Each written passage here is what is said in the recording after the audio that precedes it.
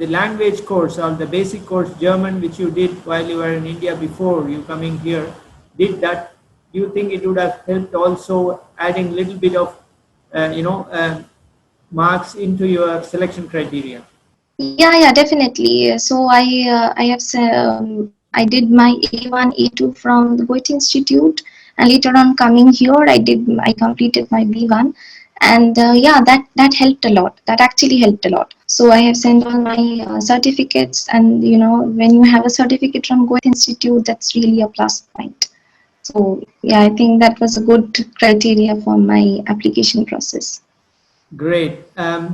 Yeah, then you arrived, you started environmental physics. How was it? The education in itself, masters. I mean, not looking into, it's not about criticizing, how this good or that good, but what was different, let's put it this way, from the Indian, master education you could have done there or here. What was something different in terms of that attracted you, or that immediately you felt that, okay, this is different? Initially, the basic difference that I spotted out was in India, everything was very regular. So you read the same thing year after year, and you repeat the same thing. And here it is it's very new. We get to implement certain things, and it's not the repetition what you did before. So every day the professors, when they explain stuffs, and it's not that, okay, it's all about learning how the mechanism behind it. It's not that you mark up something and you go and write it down. But this is the basic thing that I found. It is a huge, this was a major difference between Indian system of education and here. So here it's very, it's, you have to really get into the idea of how things are happening. And yeah, so this is the basic difference what I found it out. And in my course in environmental physics, they told us that you have to do a lot of assignments, and they were assigning us a lot of homeworks, kind of exercises, and we had to do every day certain homeworks. And in that way we got to know the subjects very well.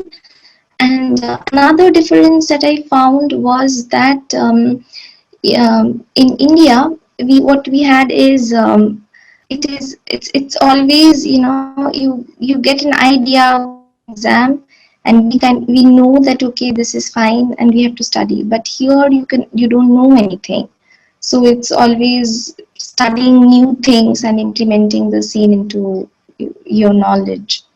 So this was very different. Nice. So, how did you get to this AVI? I mean, how did this project came into, or you got in touch, or your professor helped, or in general, did you know AVI before, or you wanted to do it there when you came to environmental physics division and you heard about it, and how it all happened?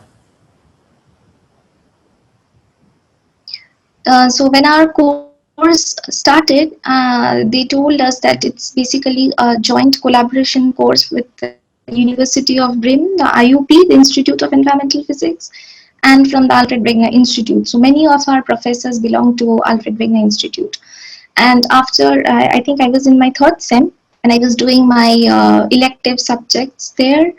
And I was waiting for the right opportunity to find a proper topic for my thesis. And since I was very interested in the climate system, that how the climate is working, the mechanism, what is happening. Yeah, we all know that climate is changing, but why is the climate changing?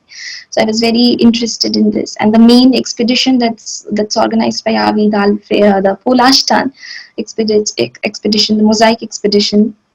So the sea ice is melting in the Arctic. So yeah, and so I wrote an email to one of my professors belonging to AVI, and yeah, he accepted me, and then I started working at AVI. It's been almost a year, and side by side, I'm actually working with 3 departments at AVI. So I'm working for the CI's project is with 2 departments, and my master thesis is with another department. So I'm very much acquainted with the systems at AVI.